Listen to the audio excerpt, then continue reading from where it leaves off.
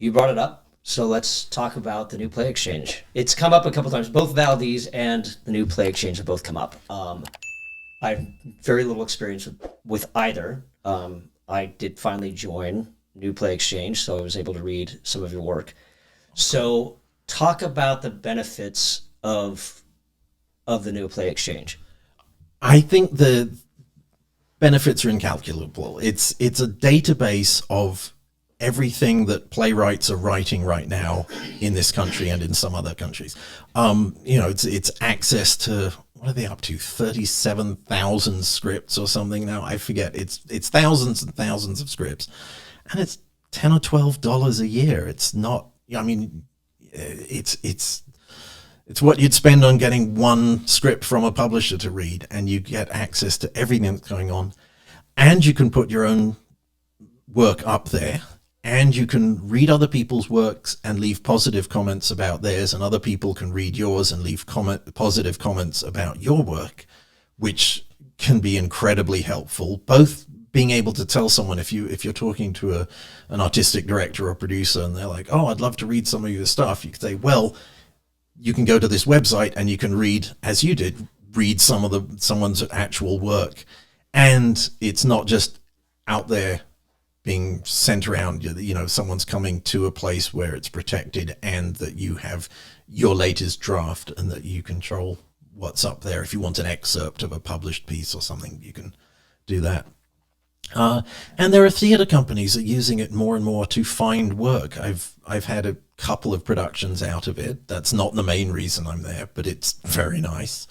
And I know a lot of theater people that are just, if they're looking for something for their season that fits a particular cast that they have, or that is going to fill in a gap that they want in, like they're looking for a specific comedy or a specific something of this length of that cast or whatever, they can just search by keyword and have come across a lot of things that they might never read if they were just sending out a call for scripts. So there's filter options to where if you're looking, however specific you want to be. Yeah. You can search by keywords or search by cast breakdown or whatever. I noticed that for a couple of your plays, it says partial, and there wasn't even a download or reading option. For the work I have that's published, I will only put on an excerpt of the piece, and I use the same excerpt that the publishers have on their website. Just because I figure that's fair to the publishers. Got it. Okay. And you mentioned only positive feedback. Yeah, which is I think a helpful thing for everyone. That part of the rules of the New Play Exchange are that you can leave if you read someone's play, you can leave a positive review of it. But you can't leave a negative review, which means if you read it and you don't like it, just shut up and go read something else. But I think is right, because so much on the internet, it just devolves to the lowest common denominator, and you're going to have people slagging off some play, not even anything about the play, but just about the kind of people that or the kind of things people say on the internet.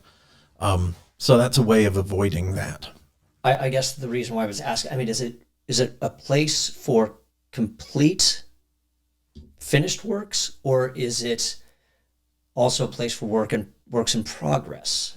That's interesting. That was and there was an online discussion about that a little while ago. I think originally everyone was sort of treating it like, no, this is almost like being published. I'm putting this work out, and it's got to be, the best finished final thing.